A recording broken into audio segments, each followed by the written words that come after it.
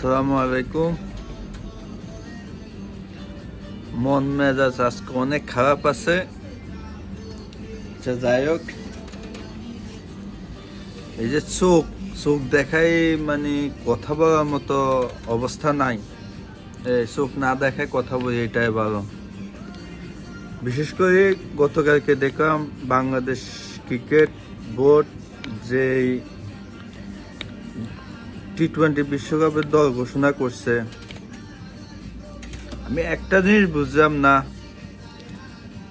এই Bangladesh cricket board রিটনের মধ্যে কি পাইছে? রিটনের আজকে আমি তো খেলা যায় দেখি, রিটনের পারফরমেন্সটা এত বাজে হওয়ার পরও রিটনের পিছে মানে রিটনকে নেওয়া ছাড়া এদের হইতেছে না। আমি এটা বুঝলাম না, বাংলাদেশ ক্রিকেট বোর্ডের যারা ক্রিকেট বোর্ডে আছে তাদের মেয়ে বিয়ে দিছে রিটনের কাছে, না তাদের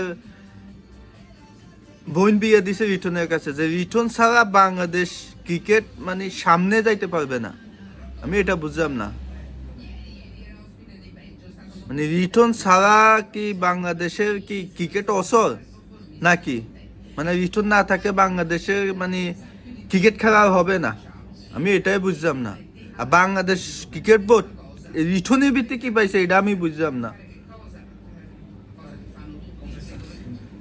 যাই হোক, কি আর বলবো, আল্লাহ হেদায়েত দান করুক বাংলাদেশ ক্রিকেট বোর্ডকে। কিছু তো আর বলার নাই, শুধু মানে ভিডিও একটু রাগ জ্বালা আর কি।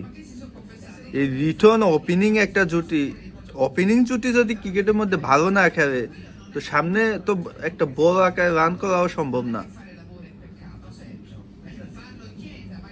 আর কি বলবো, মানে রিটন নিয়ে আছে বাংলাদেশ ক্রিকেট বোর্ড। যাক, কিছু বলার নাই। সবাই ভালো থাকেন। আমি সাধারণত ভিডিও বানাই না, কিন্তু মেজাজটা এত খারাপ হয়েছে যে কি আর বলবে, চোখ দেখাই তো শরম করে যে অবস্থা। সবাই ভালো থাকেন। আল্লাহ হাফেজ। সালাম আলাইকুম।